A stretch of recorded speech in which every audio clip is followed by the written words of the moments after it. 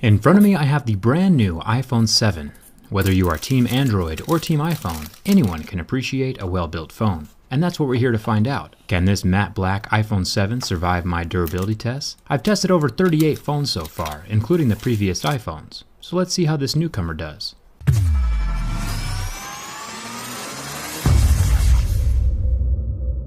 Let's start with the scratch test.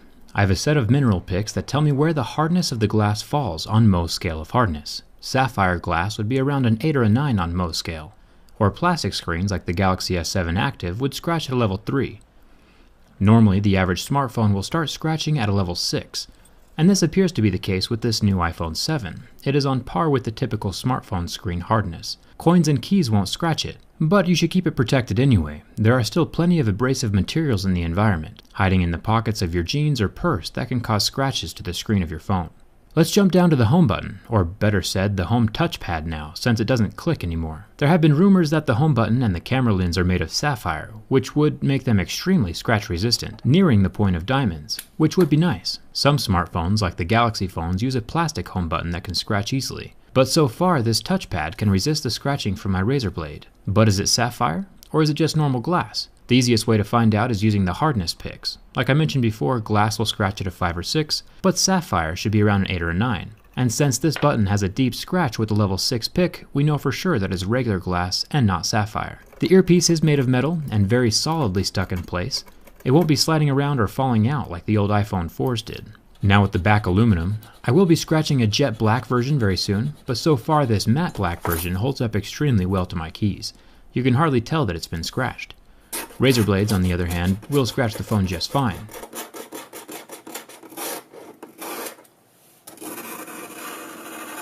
And this is why I always keep my razor blades in a separate purse. You should too, unless you want one of these $800 aluminum curlicues. Now for the camera lens.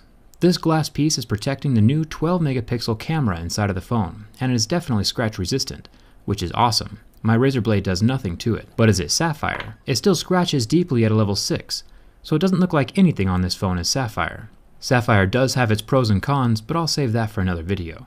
Next to the camera lens, we have what Apple is calling the Quad LED True Tone Flash.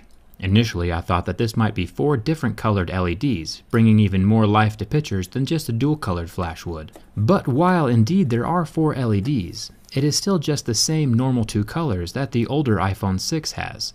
The flash is just brighter now, because there are more of the LEDs, which is good. Checking out the build quality of the rest of the phone, we find out that the buttons are metal, which is ideal. Plastic buttons tend to discolor or pop out more often than metal buttons do. So thumbs up to Apple for sticking with quality materials. The antenna bands are still plastic, but that's a necessity with Apple's design at this point in time. If you remove these antenna bands, no more cellular connection. If we look down here, we see where the headphone jack doesn't exist. Now this is a problem on multiple levels. I'll go more in depth about this in my next video. But looking at it from purely a durability perspective, this is an extremely bad move. Just like any piece of electronics, the charging port component has a finite lifespan. Nothing lasts forever. It is designed to withstand a certain amount of physical wear and tear. This means it could stand 5,000 or 10,000 plugs and unplugs.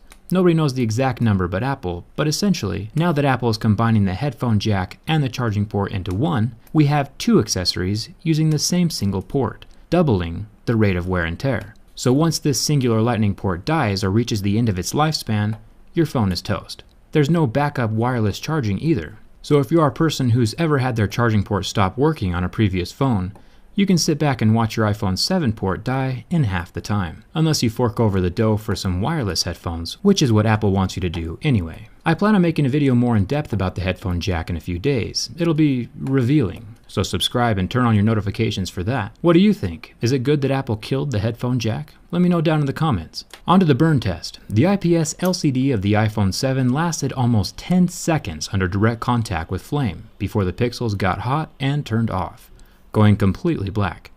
It is interesting to see what screens recover and which ones don't.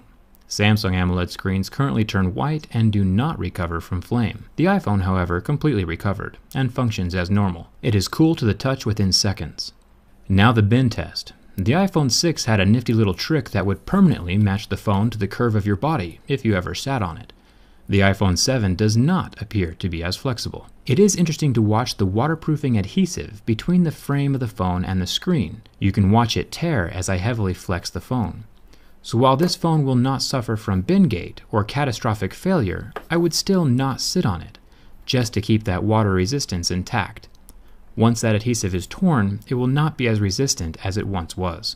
Overall, Apple has made another solid phone. I appreciate the build quality. I still have plenty more to say about that headphone jack, but that'll come in another video. All of my behind the scenes stuff can be found on Instagram and Twitter, and there's a very good chance I'll start an iPhone 7 giveaway on my Twitter in the next week or so. So follow me there if you're interested in that kind of thing. And if you aren't subscribed yet but love technology, hit that subscribe button. I review tech from the inside. Thanks for watching. Hope to see you around.